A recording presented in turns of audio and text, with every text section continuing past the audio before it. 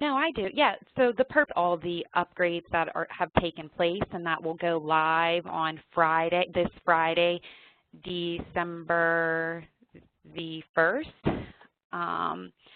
So for everyone that's participating today, you'll get to see all of the developments that Brian has been working on these last few months. And then tomorrow's training we'll really dive into the referrals and housing prioritization list protocols for coordinated entry system. So this training shouldn't be that long. I know that it is being recorded and will be placed on the COC's webpage. So any users who were not able to attend this session the training will be made available on the website.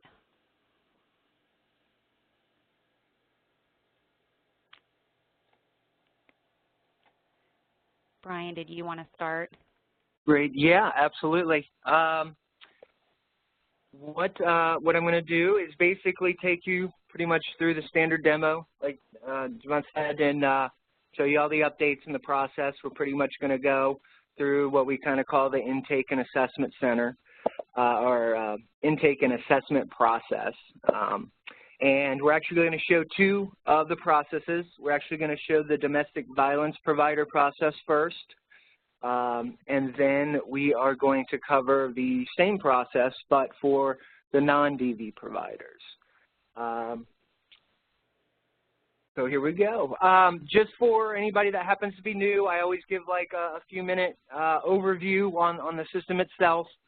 We are a web-based system, so anywhere you have computer and internet, you can get into the system. Username and password are provided.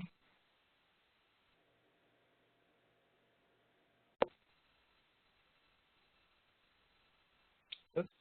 We're doing it with one hand. Okay. Anytime you log in, and this is important for existing users as well, there's kind of two important functions or settings to be aware of when working in the system. The first is work group, and the second is organization. Now, the organization is, the organization that you're attached to. Most people are only associated with one, so that one's going to be a default for you. If you are in multiple organizations, you do need to make sure that you pick the correct one that you're going into, because you may have one organization that only does coordinated entry, so you want to make sure that you are in that organization, and they will be available here in the drop-down box. Now, the work groups in HMIS or in PHMIS, they're kind of akin to okay, let's see that, so that's better, akin to roles. So they basically determine what kind of screens or functions you are going to have when you log in. So that's why we kind of like thinking about it as roles. As you can see here, I'm an administrator, so I have a whole bunch of different roles I can choose from. But the two that we're looking at basically is here down at the bottom. We have two special ones that we've created for the coordinated entry process. And we have the Western coordinated entry, and then we also have the DV process. So those are separated into two work groups, and we do provide them to each user depending on their need. Most of you will have one or the other. A slight few may have both depending on your situation, but it is very important that when you're going to work on coordinated entry, to get the features we're going to show you, you do want to make sure that you're on or selected in your work group. Likewise, if you're just doing regular HMIS work, like one of the HMIS programs, you want to make sure you go into that. So once you've made those settings, all you do is hit Use These Settings, and the system should pop you up a new screen. And you are in. Now, I just warn you, the training site, it's not as fast as the production site. It doesn't have as many resources. It's been a little slow the last couple days, so please bear with us if we have a couple lags between page saves. Now, as soon as you log in, we basically have navigation, kind of to give you an idea of how the system flows, again, for the new people, is we usually, on the left-hand side, there's a menu. And these menus have basic functions and options. And it's one of those standard kind of internet, people that are hopefully familiar with websites, are these hover menus that you can hover over to give you options. And depending on what we call a tab or a workspace, these menus will be slightly different and will provide functionality for whatever tab you are. When you log in, you're initially on the Clients tab. So pretty much all functions and all functionality, of course, is going to be related to clients themselves.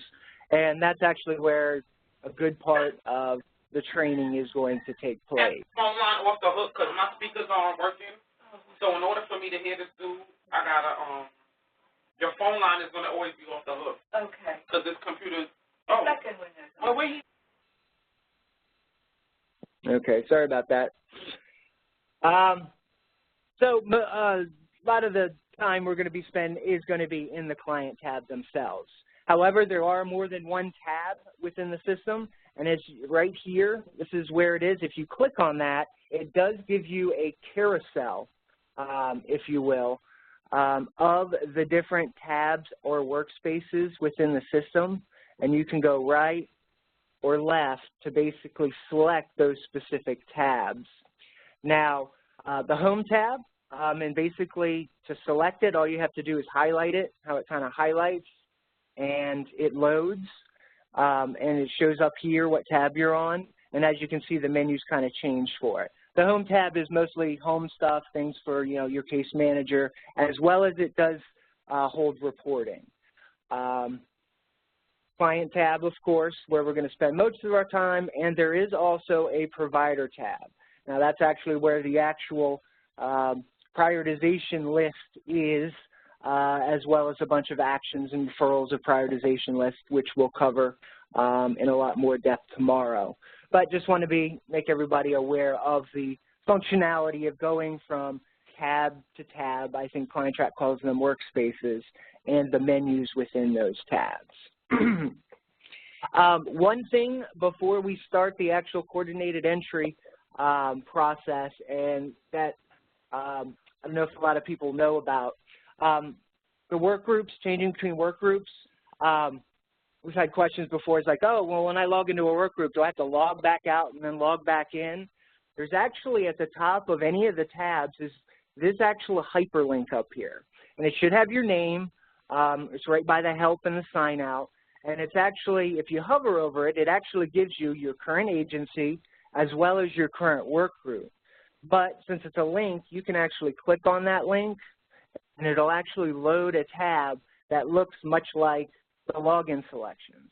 So you're actually able to change organizations if you want, but it's probably more beneficial for those that are, you know, switching work groups. Say you want to work coordinated entry, then you want to go back to your programs, and then you want to go back to coordinated entry. You don't actually have to log out of the system to do that. You can just make the selection and then hit apply down at the bottom, and the system will basically refresh you in your new work group or even agency. So I want to make sure everybody knows that that feature is there and available to them.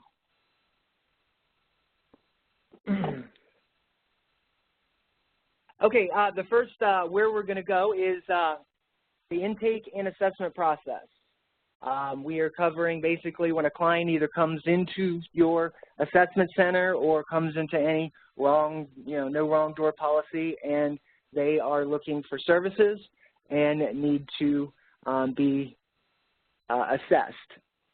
What we've actually done is we've created an option up here, and this is only available in the coordinated entry work groups, and it's called Coordinated Entry Intake. If you click this option, this basically is going to take you on a workflow, and it's a bunch of screens put together that basically will walk you through the entire process of collecting the client, pre-screening, walking you through the coordinated entry tool, as well as putting them on the prioritization list. Now, the changes. We have made a few changes that Javon mentioned at the beginning of the training to hopefully make it a little bit more efficient. And the first screen that we come to is the client intake. We've actually switched the pre-screening and the intake around to help basically to allow for a client search to occur right off the bat, and that'll allow you to determine whether the client's been there before, do they have any history information, and it allows you to, identify whether they're a return call or a return user or not, and make a decision right here on the first step. So as you see here, we've added call visit history that will come up depending on how your search goes. Now it works much like the client intake from the second step, from the first step, and that's right. We were actually going to do the DV process first. So let me go and switch over to the DV. I knew I was going to forget that. So now I'm in the DV work group. As you can see here, the process is still the same. There's still the coordinated entry button, but we have pared down a lot of the options to make sure that no accidental personal information can be entered. So it's very specific for our domestic violence providers.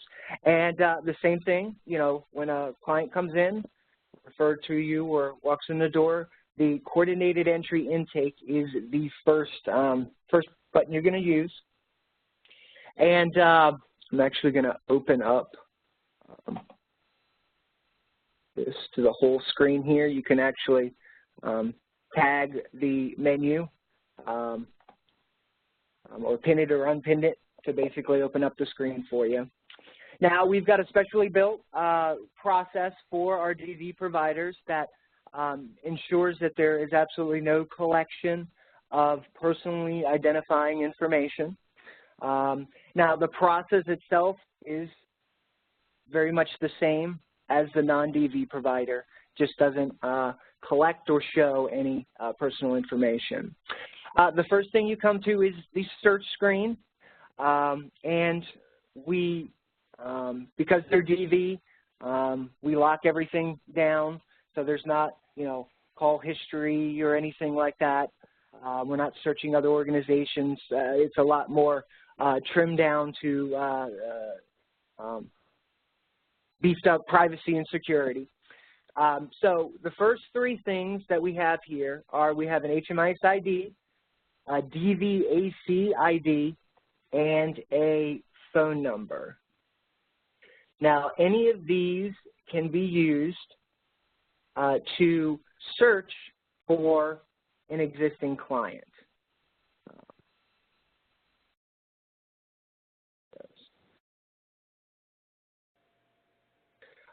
Because this is basically the first step, is where you're either going to select an existing client, or if no existing client is found, the system is automatically going to create a new anonymous client in the system.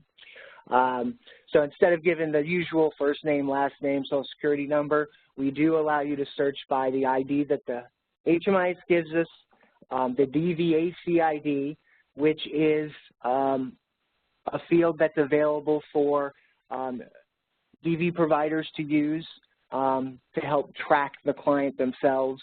And it's meant to be, a comparable database ID, an ETO number, a number in another system that can cross-reference the client since they're unnamed in this system. So what you can do is click on this magnifying glass, and you can enter in information if the client happens to know, or you happen to have provided them with their HMIS ID and they return with it. Their DVACID might be something more familiar that you may have or they may have. You can go ahead and enter it, and the system will then perform a search of the system to locate any other clients that have already been entered that have either that DCAV ID or the client identifier.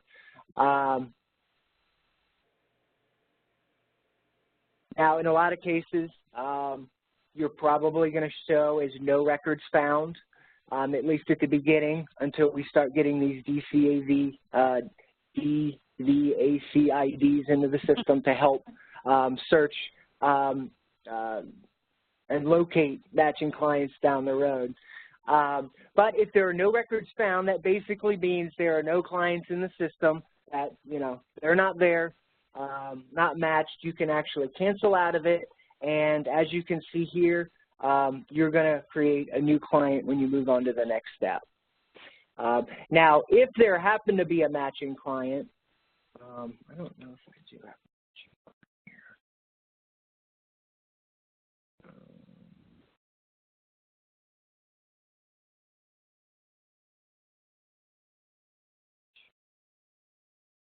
just to show you what one looks like.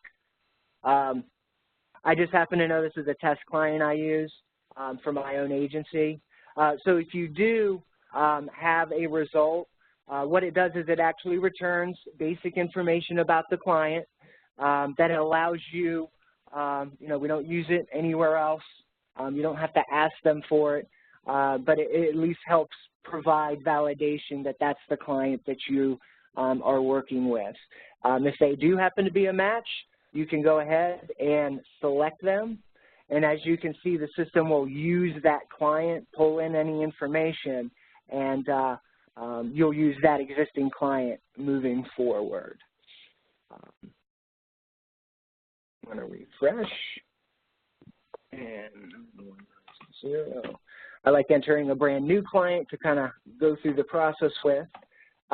Down here, save and continue, and you're allowed to do as many saves as you want to try to find existing clients. Only when you hit save and continue will the system, you know, use whatever client selected or create a new client. So I don't think you have a limited number of searches there. When you do save and continue, you will go on to the pre-screening step.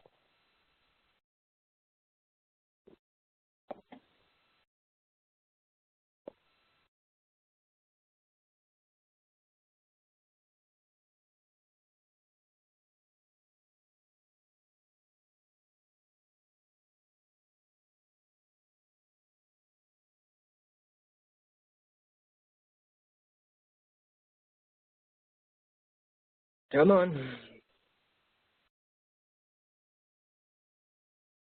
Okay. I hope it doesn't stay this slow that long. Okay. Pre-screening. This is a quick little collection of information that tries to help determine quickly, you know, whether the client should continue along in the coordinated assessment process. They have name, last name, as well as telephone number. As you can see, these are all anonymous, or not anonymous, optional fields. You can leave it as client and anonymous. That's basically what we automatically name any DV client. You can overwrite them so they're blank, but you in no way have to enter in their name. There are 2 questions. Are you literally homeless? Yes and no. And are you at risk of being homeless? Yes or no. These 2 questions basically drive validation on whether the process should be continued, since the primary purpose of the coordinated entry system is to serve those literally homeless and or at risk of becoming homeless. So you want to make sure those are answered based on the client's needs. Now, if any of them are answered yes, the system will ask you a couple fair housing questions. You know, do you believe you are discriminated against in an eviction process, and you can answer yes, no, or unknown, as well as in your housing search, do you feel that you have been discriminated against? If you answer yes to any of these, it then asks if you would like to request information to be sent to the Fair Housing Law Center to receive professional legal advice. Now, if you select yes there, because this is a DV process, we're going to send a referral with client information to anybody.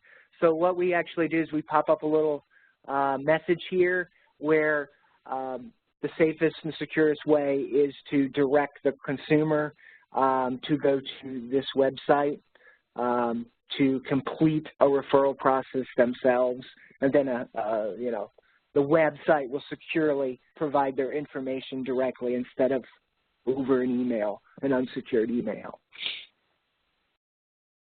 So those are a couple new things that we have added into the pre-screening. It also asks if anybody is in your home making you feel unsafe or afraid. For DVs, that defaults to yes,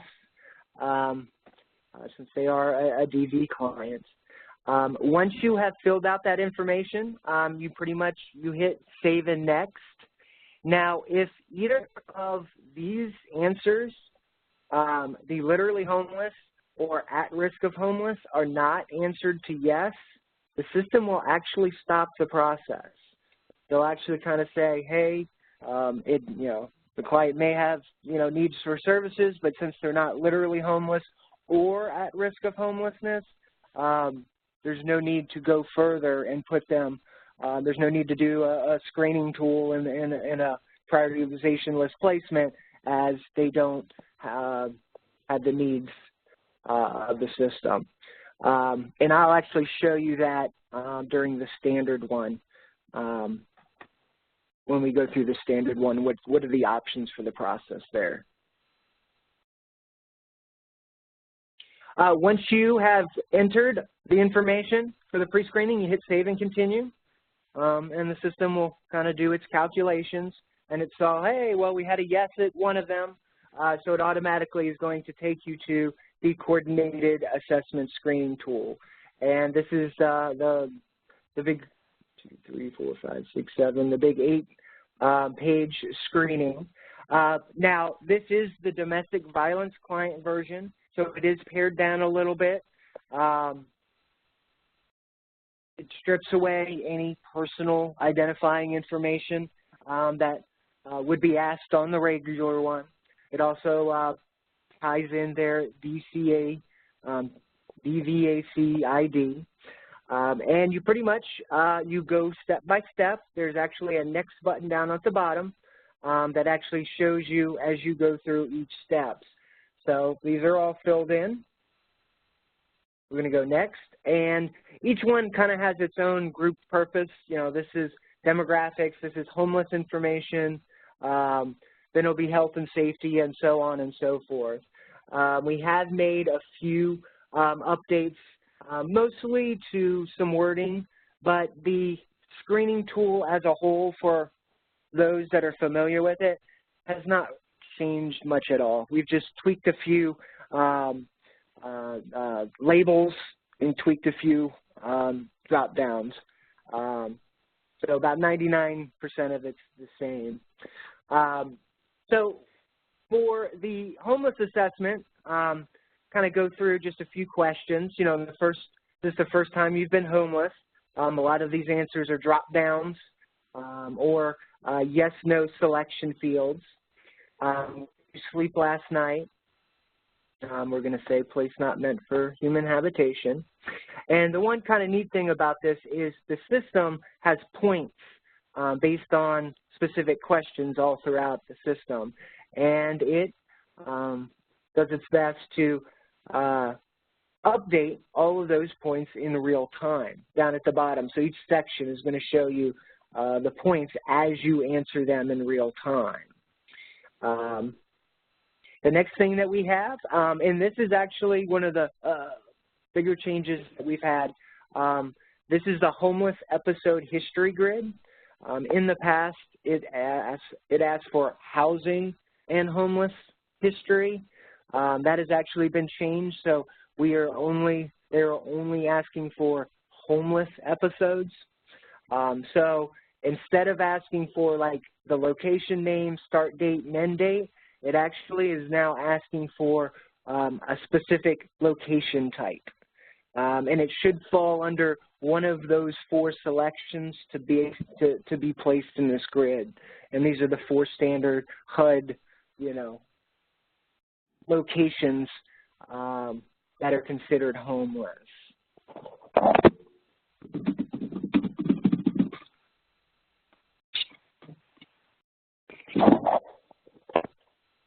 And you enter in the name the best you can, just a description.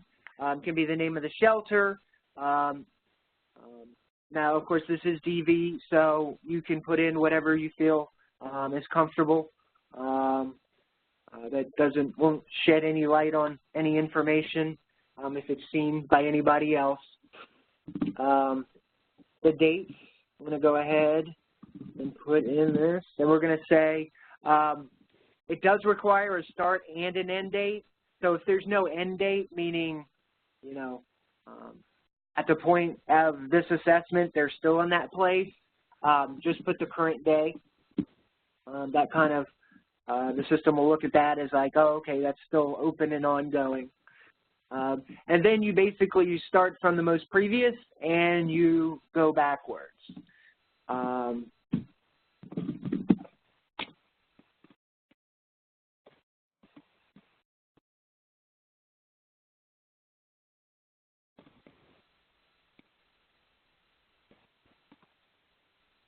And then there's also a leave reason, which is not required, but this is kind of an informational purposes. So, the more information you can put in, the better. And what it does is it actually calculates the total time between the start and end dates, just as a barometer. It's not a final, total number of current continuous days homeless. It's just a helper number to help you guys calculate that down into this number. And as we can see here, there's a few days there missing, so I'm going to put 53. Because maybe couch surfed from the 1st and 2nd, so that'll be 54.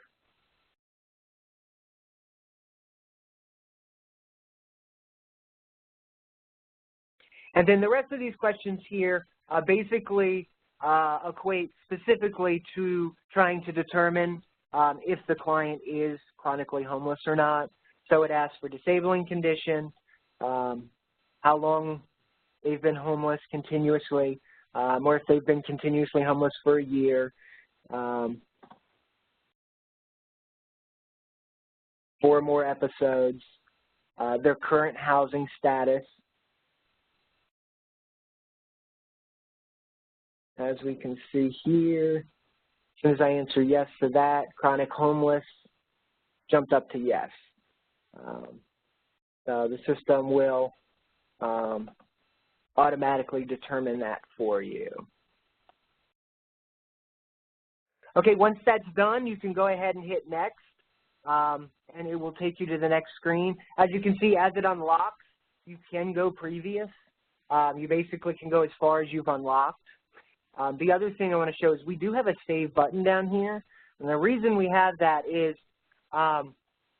this data, since we're just nexting it, hasn't technically been saved to the database. So if you were to close this system or something were to happen and the browser got closed, the information in this assessment wouldn't be saved. So we put this save button down here, and you guys can use it after every page or after every second page. It's yours to use to make sure that the data you've entered up to that point has been saved. So I'm going to go ahead and do that. I usually do it after every couple pages. It seems the system's sped up a little bit, so that's good. So I can show that. So you definitely want to make sure that you take that into account when you're entering data, especially since these can take a little while to do. Then we've got the physical health. This is the health and safety tab, the mental health, as well as the substance abuse section. So this asks a fair amount of questions on each of those three sections, whether they have insurance, medications. One of a big part of these sections, most of them are yes and no answers. And also some of the questions, if you answer yes to, like a secondary one will pop up. Like if you're pregnant, due date might pop up. If you hit no, it won't be answered. We do that in the system as well. But a big part of it is current health diagnosis, and each one of these are broken up into points. So if they have that specific health diagnosis, you can just check it. And of course, they can have one or more different diagnoses, and they get points assigned to their screening for, of course, the more severe conditions have higher point value, which add to the overall physical health total and the health and safety total overall. Pretty much the same thing for mental health with self-admitted or conditions or issues with them reported as well. And the points will update automatically. Substance abuse, same thing. You have the check boxes that can be used to update that. For our existing users, pretty much all of this page hasn't been touched. If you answer yes to substance abuse, it opens up a whole bunch of questions. If you hit no, most of that section closes up. And then down at the bottom, you have the main score just like all the other sections. Let's go ahead and go next. This is the domestic violence section. Because we're in the DV provider, it automatically defaults to yes, they're definitely a domestic violence survivor.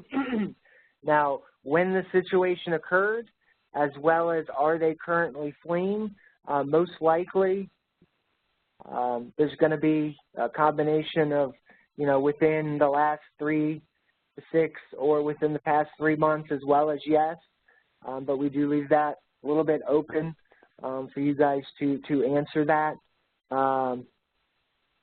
based on the client situation. Once those are answered, this is the 4th page. I'm going to go ahead and hit save here.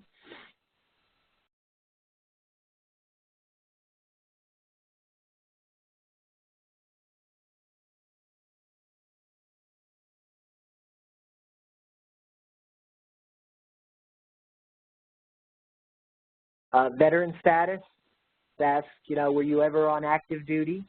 If you answered no, pretty much there's a couple extra questions, but that's pretty much all the assessment asks. If they are a veteran, as you can see, it opens up for a fair amount of history, questions about their military history, service history, and they do get 75 points, for being a veteran.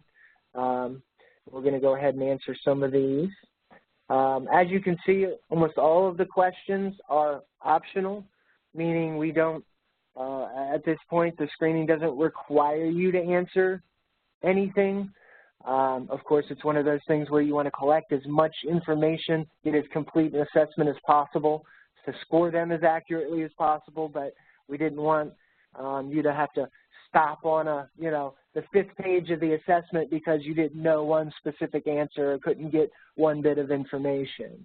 Because you can always go back and edit and update these screenings after they're saved, and the scoring and everything will update based on newer information.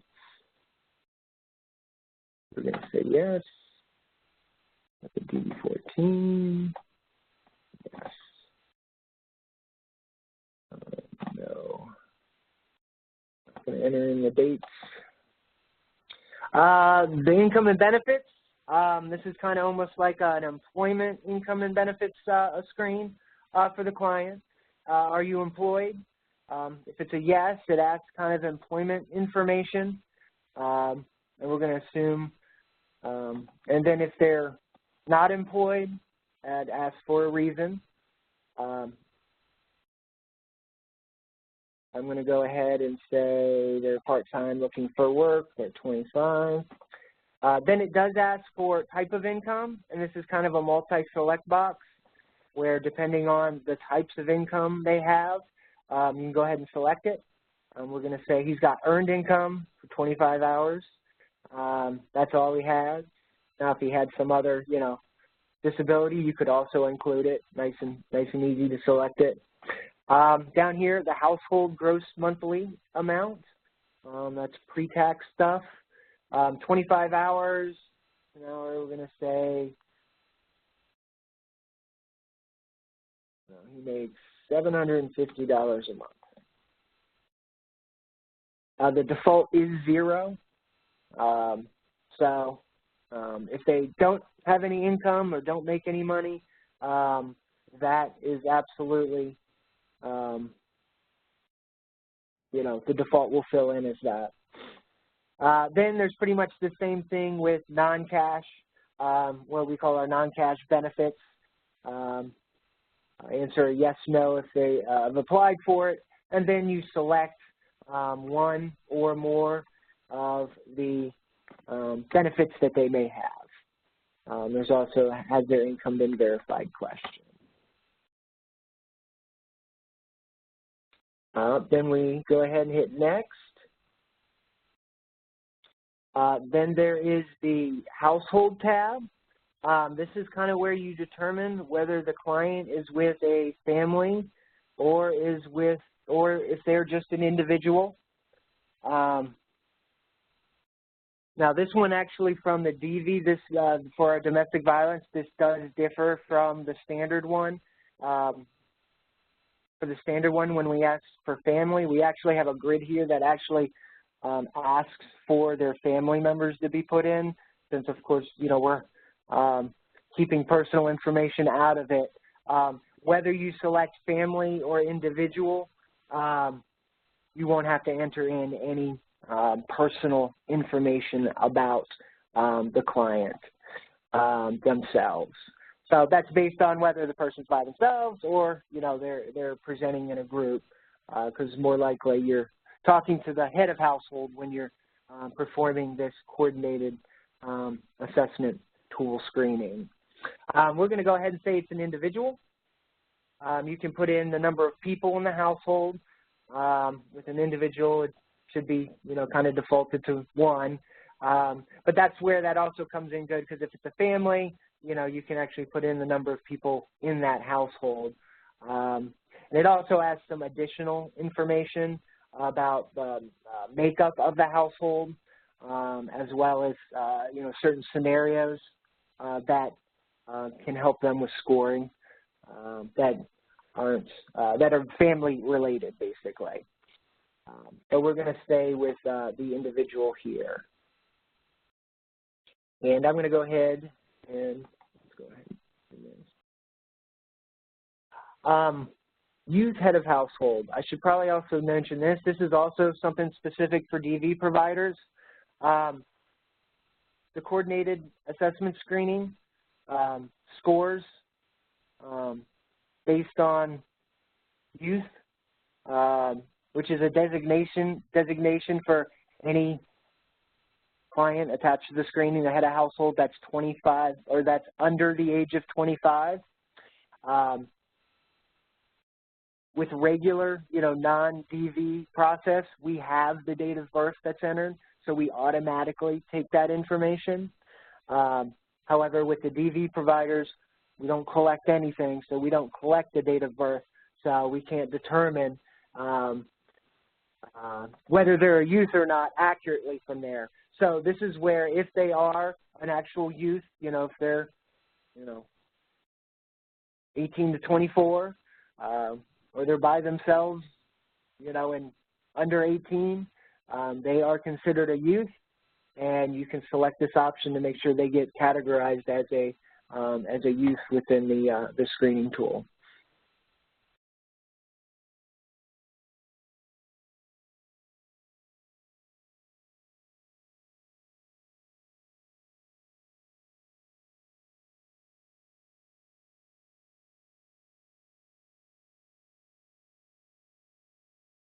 All right, I hit save.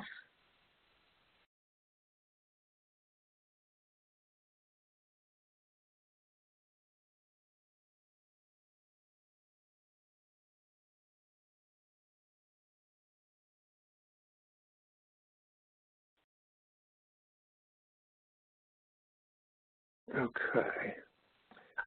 We actually have some questions. I'm going to get through the screening here to the end of it, and then maybe we can do some of the questions that were asked. The last tab is the criminal history, and this is basically not much has changed on it. If they have a criminal history, you hit yes, and it asks for information on it. If not, you hit no. It also, the check boxes to score the points for 5 points each here down at the scoring.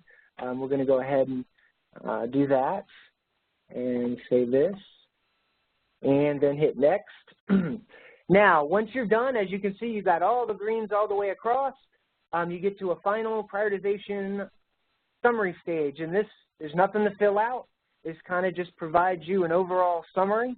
As you remember, hopefully remember, they were, we identified them as chronically homeless, as a veteran, and also if they're a family or a youth, there'll be an X here, total number of current days homeless, and then it will show all the scoring here based on all of the tabs.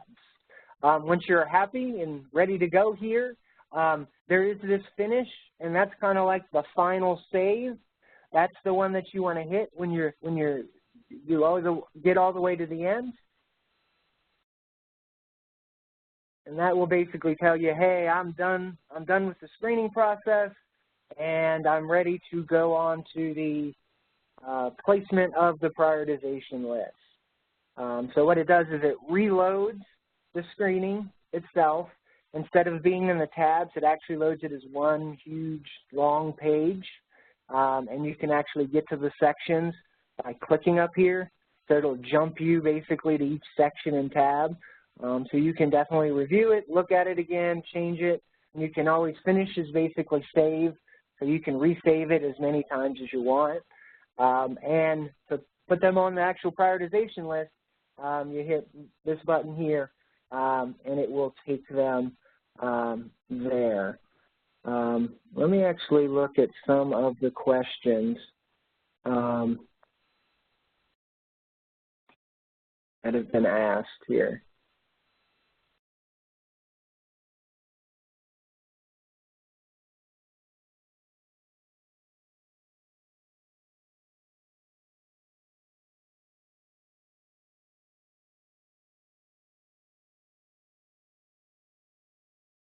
Okay.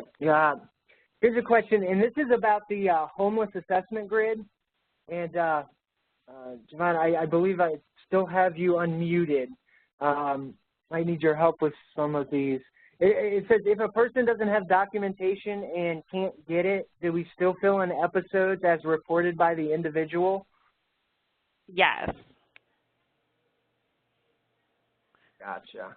That information would be obtained later by the service provider. Right now we're conducting the assessment to get these individuals prioritized for services. Gotcha. So this is a self-report thing.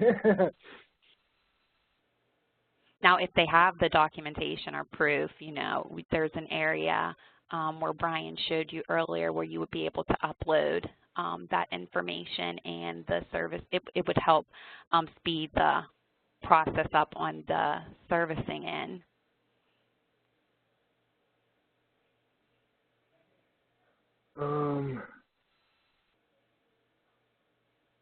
The interim housing, or interim housing is short-term housing. Do we have a good definition for that?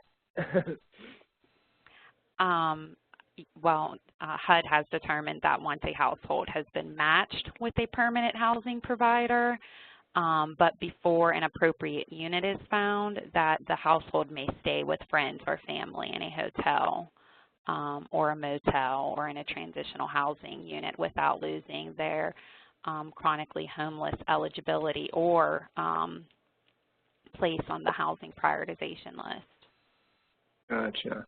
So it's not specifically couch surfing or staying with family and friends. It's that with the other caveat, right? They have to be in line for yes. a program's place, right? A spot. Correct. Got it. Okay. I think that doesn't. Are we to enter Category 2 people on the system? No, I believe it's literally homeless. Yes, at risk will go through the system if they have, if they're going to become homeless within 14 days, they should be assessed and placed on the housing prioritization list. Gotcha. Okay, so it's Category 2, but only if they're like the 14-day eviction imminent risk. Day, right? Yes. Okay.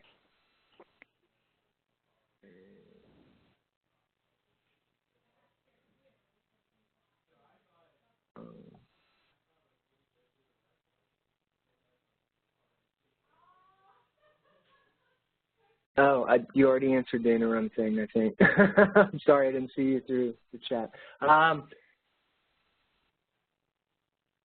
How do we answer the literally homeless question to enter the Category 2 people?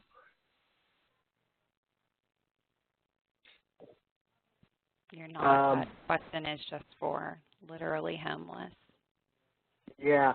I think, because on the pre-screening, we have two questions. We have the, are they literally homeless? Yes, no. And then we have, are they at risk for homeless? I think for the Category 2 people, we would answer the literally homeless is no, and then the at-risk is yes, right? Mm-hmm. Yes, that's correct. Okay. As long as they're under that 14-day limit. So that's what you would want to answer that as. And that will still, as long as there's a yes to literally homeless or a yes to the at-risk, the system will let you continue going forward. Yes. Okay, I think that's it. Okay. Let's go on to place onto prioritization list. We do that basically by just hitting that button down at the bottom, which won't appear until you're finished the process, so you hit that finished, and we're almost there. The last screen is the kind of like the placement screen. Comes up with client identifier. It also pulls through your DVAC ID. It comes up with referral service needs. By default, the West has 6 of them. By default, we select all of them. Not sure John wants to input any information on if they should uncheck any of these or should they just let them ride with all 6 of them. But they default to all 6 for right now. Current date, and then there is something called available counties. This actually lists all the counties in the Western Continuum. Basically what you want to do is you have to select at least one, and these could be called available or relocation counties, and you basically want to select all the counties where the client/household could live or be provided services or relocate to. Odds are that's probably similar to the, the county they're in or a near neighbor county. But basically you ask them what counties and you can pick and choose which ones you're going to put in there. And then those are actually used pretty heavily along with the services on the back end, which we'll show you tomorrow about filtering the lists and finding matched clients, that need services and are in your area. So it's important to get those counties correct. The last thing that you need to do is, and I don't think the only thing that's changed here recently is we did change available counties. We did ask for a single county before. We've just opened that up to multiple ones and hopefully given it a better definition. Everything else is fairly similar. Assigned staff, by default you're assigned, whoever's doing it. You can click on this option here and it'll bring up all the users in your organization. So if you want to assign them to someone else, that is a possibility, but it defaults to yourself, and all of them need to be filled out. Then you can also enter in, client contact information as well as comments. Probably not for DV, but for standard clients, that is good for other people that want to contact them. Once that's done, you basically, the last step is add to prioritization list.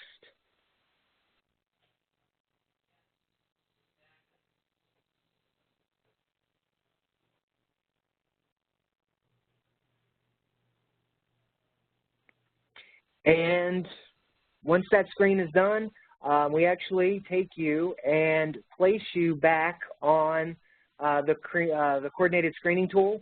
So this kind of gives you an overview of, hey, there's your screening tool. They're on the list. And the reason we bring you back here is a sign of, okay, you're done. The intake is done. You can open this back up and, start another intake if you like. But the other option is here on the coordinated screening, we have this action menu. It's kind of, for those new to the system, we have these records. Anytime you see a little blue ball there at the front, usually has functions or actions. So you can review the tool, and it allows you to basically reopen it, edit it. We have coordinated intake notes, which we're going to talk about a little bit, as well as we have the document upload and sharing. And that's actually an area that you can upload any kind of documentation, homelessness documentation, eligibility documentation, all of that stuff can be entered here. You select new document, and it gives you some categories, identification, eligibility determination, general information, so that you can basically upload files into the system. And they, just to let everybody know, they are shared throughout the system.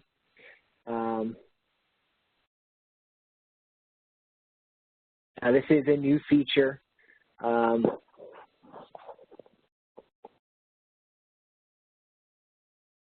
And this is available both on the assessment side, so when you're looking at the assessment, as well as tomorrow when we look at the prioritization list, it's available there as well.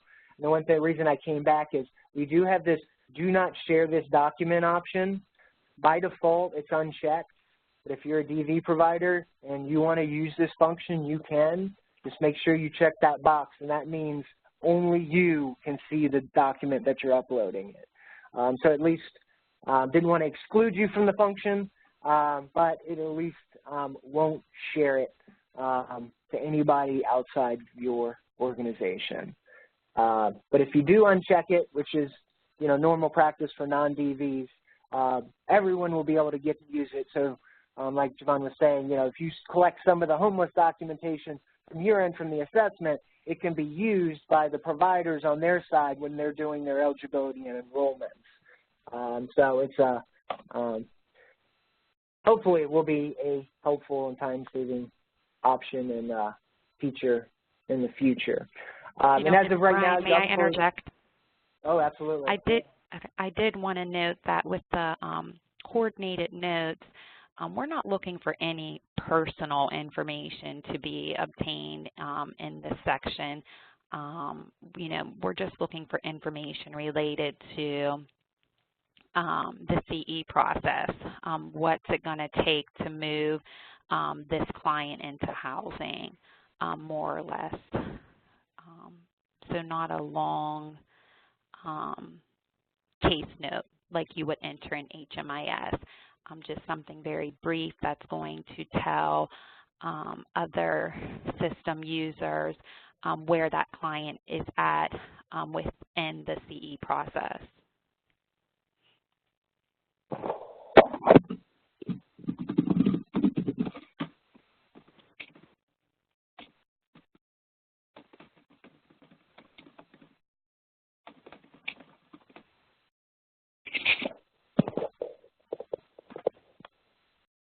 Yeah, like Javon was saying, the notes themselves, which are shared with everybody, hopefully becoming a very important piece of it.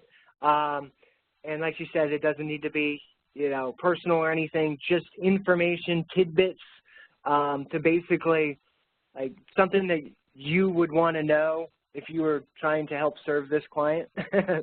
So what we try to do is collect those, notes at every step. So once you've done the placement and everything, go ahead and enter a note.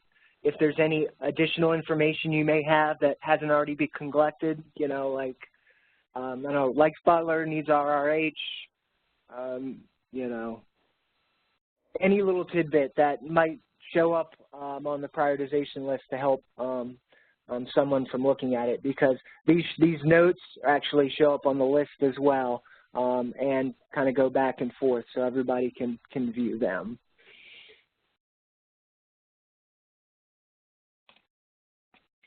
I think that's it for the DV. I know we have some questions here about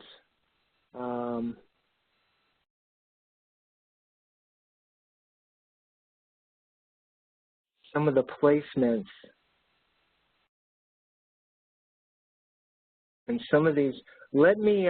Some of them are about some of the placements, and we can get to those. Because what I'd like to do is run through the regular intake a little bit quicker to show what the non-DV system looks like. And the nice thing I think about it is it's basically you're going to see the same system, the same steps, the same decisions, the same definitions.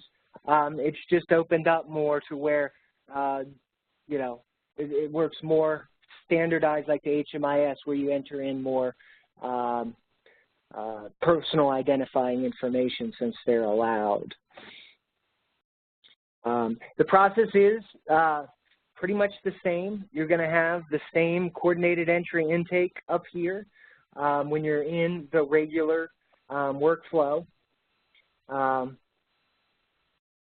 as you can see here, it's going to be the similar search where you actually ask for a name.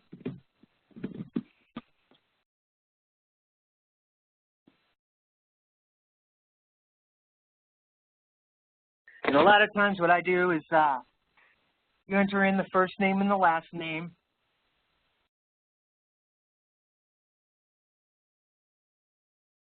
And it's the last name field that pops up the search. And you've got the search button here, and it's kind of the same thing. If you have results, you can take a look at them to see if they're a match. And if they are a match, you can use them, select them, and use them for the rest of the process. If not, you can, close this box, either X or cancel it out. And as you can see here, the client will be a brand new client. And when you hit Save and Continue, Depending if you have a new or existing client, it will perform the proper action. Now, one thing I want to show you here is we do have this new call visit history section here that actually shows, if we happen to select an existing client, if we find a match in the system, it does show us any of their history, if they have any, within the Western CE system. So I'm going to go ahead. I think I know someone that has some history. So I'm going to go ahead and select them. All right. So as soon as I select an existing one,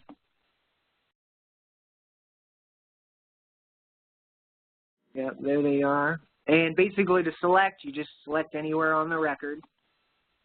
And it will fill out all the information here. What it will do is, by default, it says none. Now, if this client has no information for you, basically, it'll stay at none. It only overwrites when it finds any history. So as you can see here, this client has a pre-screening done on, 2/23, has the screening tool just done a month ago and was actually placed on the prioritization list just 9 days ago. So that gives us really good information to kind of almost seem like, well, that was really recent. We probably don't want to save and continue and go and recollect all this information. He's already on the list itself. So up here at the top, we actually have some options here that can show even more history. We've got referral records.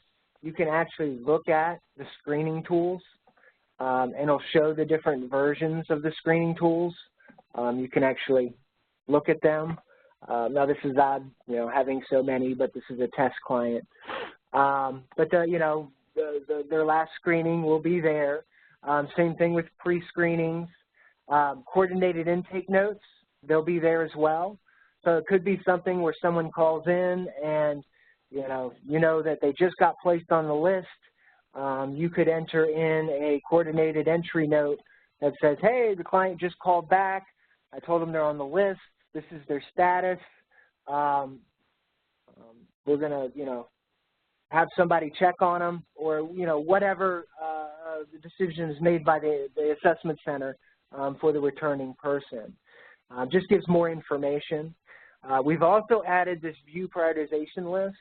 So what it actually does is if you select it, it'll actually take you directly to that client's record within the provider tab.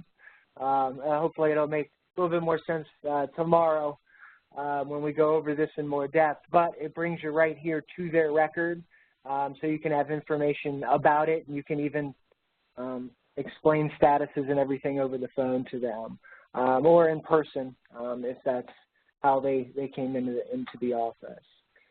So this is brand new, and one of the big reasons that we kind of switched it with the pre-screening to allow for a full search at the beginning to allow this to take place.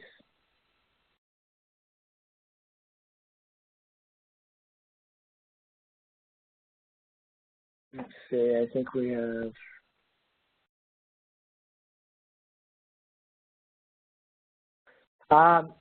Okay.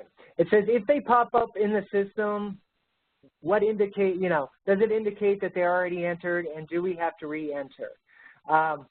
As you can see right here, you've got owned by your organization right down there, new client. This tells you exactly what's going on. So when you hit save and continue, it'll tell you what's going on. So if you enter a person and do a save and no one is found, it'll say new client. That means the system will automatically create a new client. However,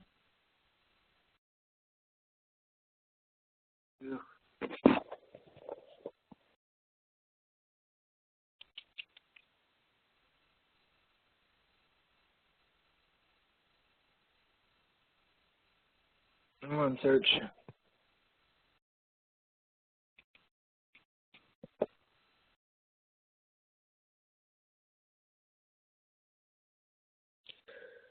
All right.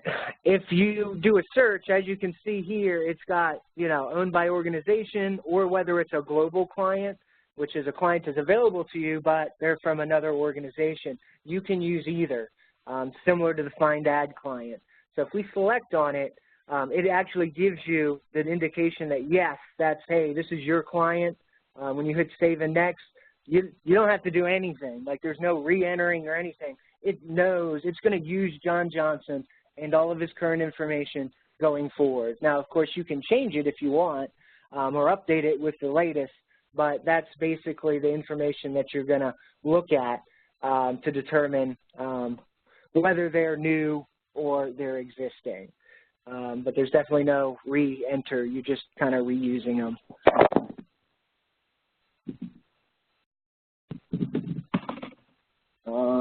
I like to start with a brand new client.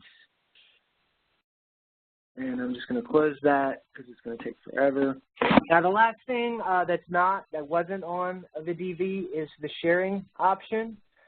We do have a sharing option, and this is to a verbal sharing option with the client.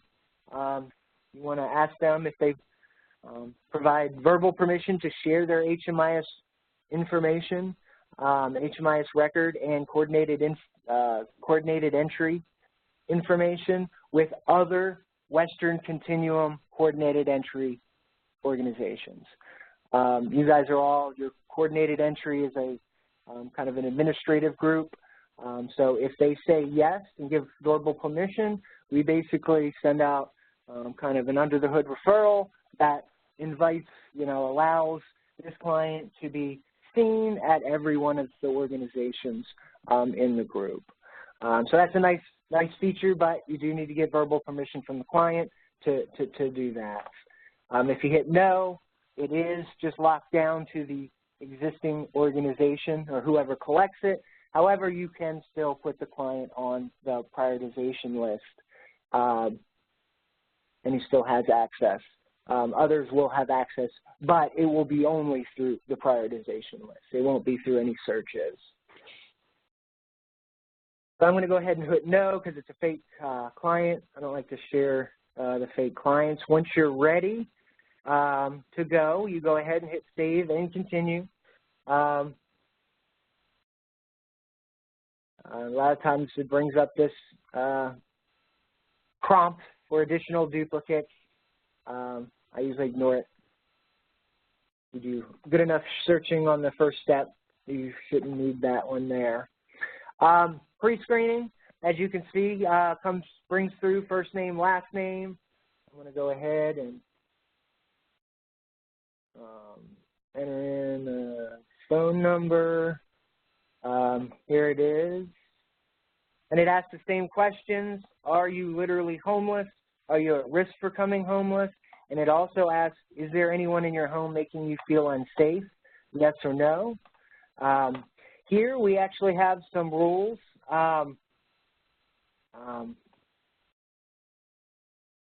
About moving forward. It's just like with the DV, it has the same rules that a client needs to be either literally homeless or they need to be at risk. So it needs to be one or the other, or the system will stop. And I'll show you what that stop looks like. We also have a DV question stop. If the client answers yes to this question, is anyone in your home making you feel unsafe or afraid, the system will stop as well, and the client should be immediately referred to a DV provider so that they can handle the intake and handle the entry into the process using their style, which is basically what I just showed you, but it will be from their side. And I'll show you what that looks like as well. Before we move through that, if you do answer yes to either the literally homeless or at risk, it does ask the fair housing questions. Both of them are exactly the same. Now, if you do answer yes, meaning the client would like a request to be sent to receive provincial legal advice, with DV, we couldn't send out information. If you answer yes to either of these, the system will actually send an email directly to Southwestern Pennsylvania Legal Services, as well as copy an email to yourself, whoever the user is, and then it also copies Javon Clark as the administrator of the process. So that's a nice little feature, and it does it under the hood automatically as soon as you hit save and continue, no matter what the answers are going forward. I'm not going to send out an email during this process. But what I'm actually going to do is I'm going to select, I'm going to take you through all the variations that you could see here. So as you can see, this is literally homeless no and at risk no. So if you were to hit save and continue, the system is actually going to say, hey, end the intake and manually refer to other systems, other services. It's basically saying, hey, they're not literally homeless, they're not at risk. We've collected the information we've collected. There's no need to move forward. So now I'm going to go ahead and go back. It does allow you to go back if you made a mistake. You can just click on that and go, oh, I forgot to put he is literally homeless, to make sure that you get you're allowed to move through. The other option that you may see is this yes to unsafe or afraid. So if you do select save and continue for that, I hope it works, there it is. No matter what any of the other answers are, it'll basically stop the process and say, connect with the domestic violence provider. Stop the process. We're going to collect everything you have there, and then we're done. So basically, you just click this button, and it's finished, and then you'll want to manually refer the client, either through to the nearest DV provider in your county, assessment site, or with the other services who you might have available there as well. Instead of starting over and going all the way through, I am going to come back to this, and we're going to go through it so that we can move through. So if we have no to that and yes to one of those, when we hit continue and save, that's when the system, we've passed those two requirements, and we're on to the coordinated assessment screening tool. And we're not going to spend a lot of time on this. This is pretty straightforward. It does ask a few more questions. The main one is actually the demographics page, because that's where all the personal identifying information is. And we open it up. It's much like a regular profile, where you can enter in all the information, especially if it's a new client. Now, if it is an existing client, it will pull through all the data, that may already be in the system. So hopefully that's correct, or you can update it before you move on. They also have some education information down here that wasn't there for the DV. Exactly same questions for homeless, health and history. The DV is a little different. It actually only asks for domestic violence survivor. The reason for, if they are eminently, if they are fleeing a DV situation, they should automatically be referred to an actual domestic violence provider. So they shouldn't even get to this step.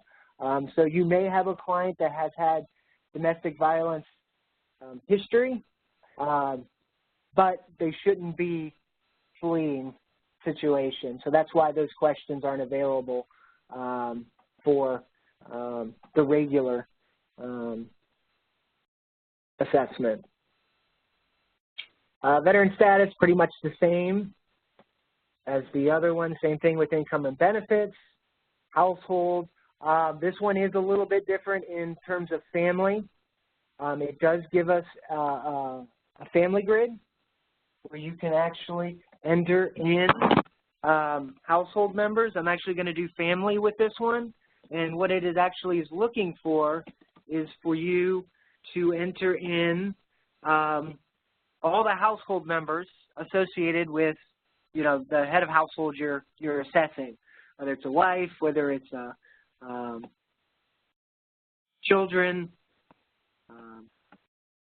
or it could just be, you know, unrelated people in the group itself. I'm going to say spouse. And this screen also allows you to collect kind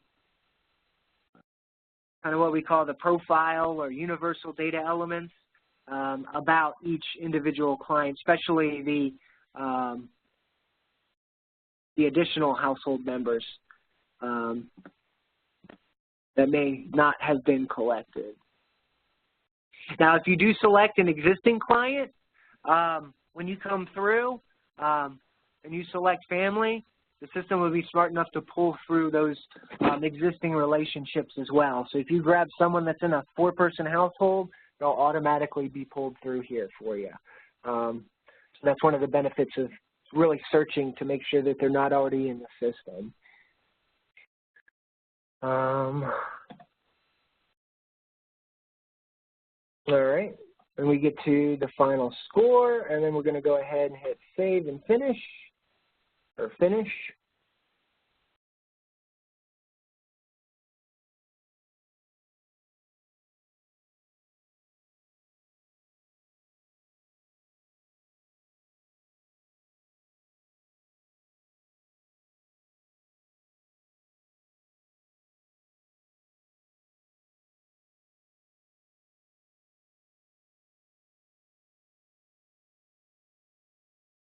Okay. What it does is it refreshes, just like the DV1, and the next step is place on prioritization list. And again, pretty much the same process. The only difference is we have names.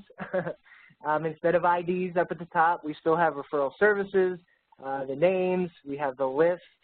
Let's go ahead and pick these two. Got this all here. Provider. The only reason I select providers, I have 2 in my test agency. Most only have 1, so it's going to default there for you. And one thing you do, if there are household members, you do want to make sure you include them if they're also going to be included in services, because they're important and they are included on the prioritization list. They're actually counted. And once that's all filled out, you hit add to prioritization list, and you are good to go. You are brought back down to this screen, and you can go ahead and enter documentation, coordinated entry notes, or of course, you can go ahead and restart this information. Now, with the DV1, there aren't a lot of extra options. The DV coordinated entry, you're just doing the intake and that's it. With the regular one, we have opened it up a little bit, so you do have the find add client. So you can do regular searching if you want to pull up clients. It's got some of the regular client and household member information. So if you're familiar with HMIS, you should be familiar with those options, as well as right here in the workflow or in this work group on the client tab, we have pre-enrollment screenings. Anytime you're loaded on a client, which is either, you know, after you go through the intake, or you can do it on a find add client, you can actually find their screening tool assessments or their pre-screenings here. And that's what this page is actually. I actually take you after the placement directly to this screen. Which shows you all of the screenings that are there. And like I said, it gives you quick access to documentation and coordinated intake notes.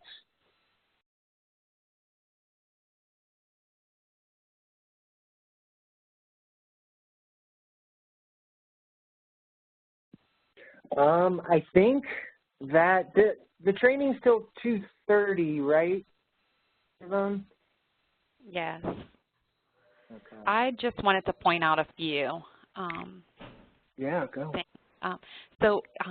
For like our new users who are joining us today, if there is a script that's up at the top of the coordinated entry system, we highly encourage you to follow the script until you feel comfortable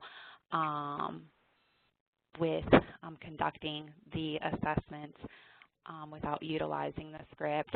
And then for the homeless history grid and the family grid, I do know that there's an error, and I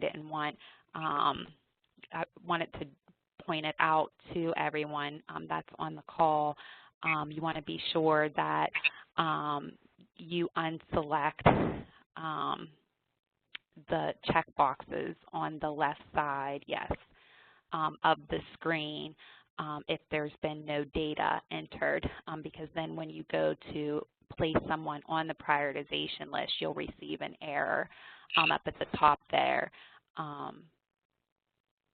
So I just wanted to bring that to everyone's attention. And then I think that's it. As far as coordinated intake notes, since we did touch on that, I will end. What we're liking to be placed in the coordinated intake notes. Information about eligibility, your attempts to reach the prior the consumer, notating any contacts that have been made, placement and closure activities, referrals that you have sent out or received, and any updates that have been made to the consumer's assessment screening or prioritization list record. So those are just some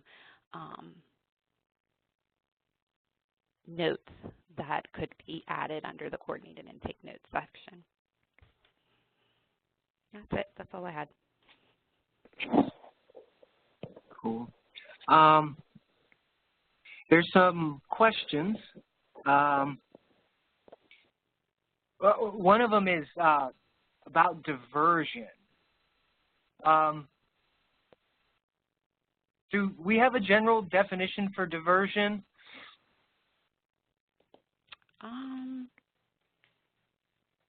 What's the question? What is diversion? That's the question.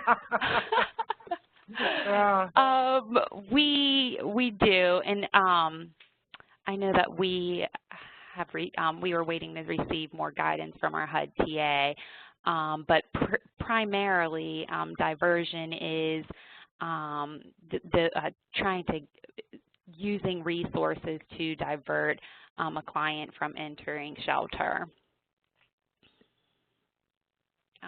What's currently available for that client. Let me see.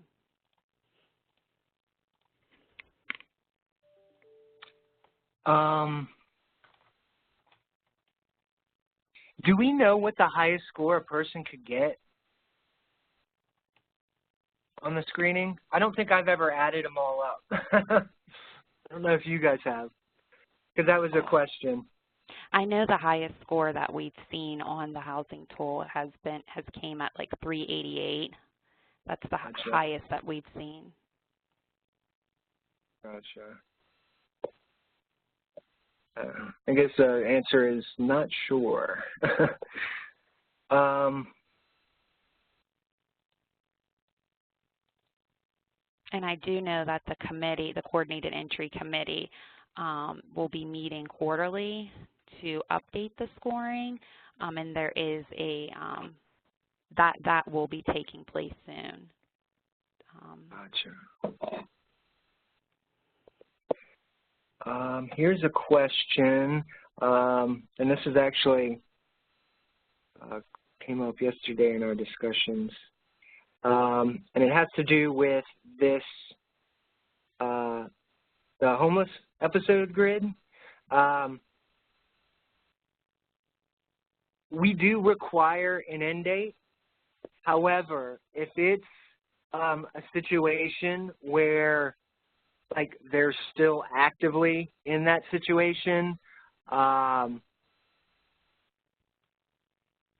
we recommend, because we're kind of calculating dates here, we like having a firm date. We recommend that, you know, if you want to put a blank, instead just put the current date. The system will recognize the current date as, okay, it's still going on. So that's what we recommend for those homeless episodes.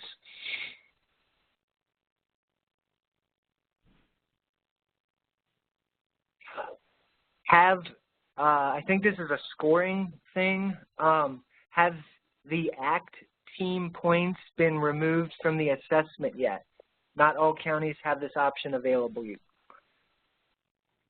They have not. We have not met about scoring at this time, but I do know that that is another revision that needs to be made to the tool. Gotcha.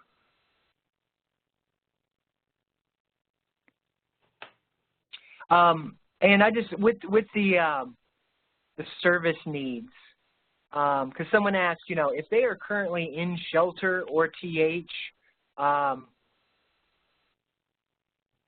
we probably shouldn't select those as service needs, correct? I don't know if you have any thoughts on that.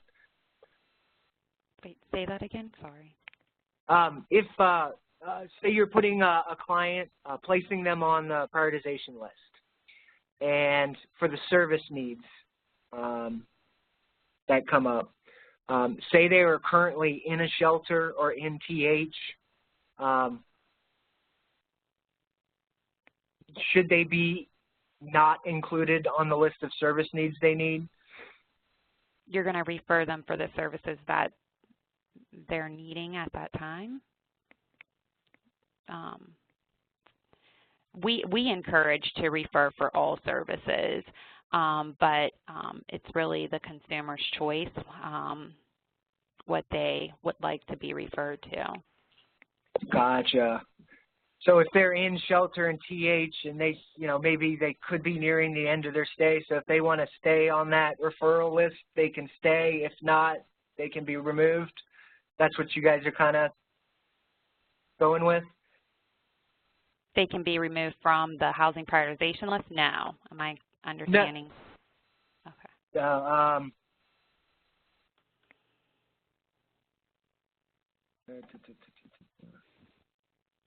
Let's just go here.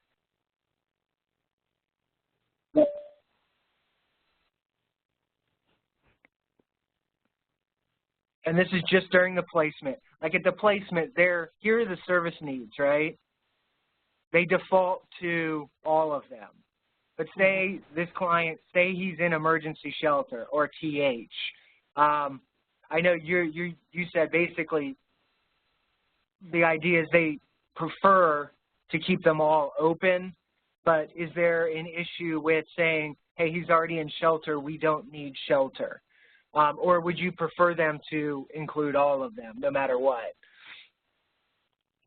Whatever the need is, whatever that consumer would be needing as far as for housing intervention. So if that client is not in need of transitional housing, but they're looking for permanent supportive housing or rapid rehousing services, then we would select those options. Got it. Okay. Just wanted to, yeah, got it. That sounds good. Yes. I think there's only one more question, so hopefully let everybody know real soon.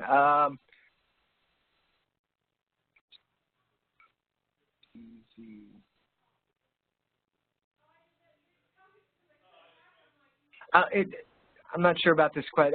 As a DV provider, if they answer they are homeless or at risk, but there is no DV, do we complete the assessment or refer them to a general assessment center? Can you say that one more time, Brian? Okay, I think, what happens if a non-DV client comes into a DV assessment center? Okay. Yes, they'll want to refer to the General Assessment Center because if they're entered through the DV portal, that client becomes anonymous. The DV provider would only have access to enter an anonymous clients.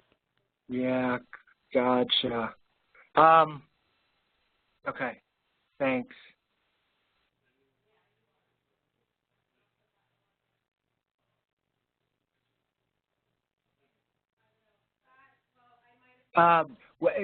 Last question. When is the team meeting to review scoring?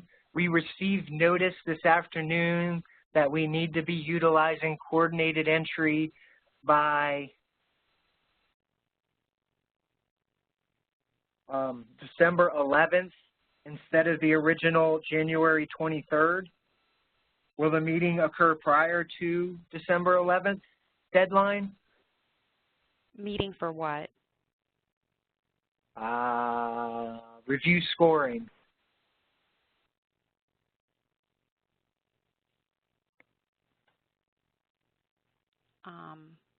Review scoring of the tool.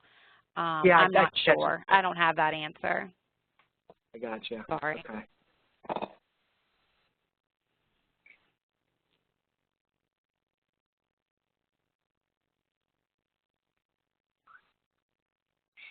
Then it says, when will we find the assessment in our individual HMIS accounts?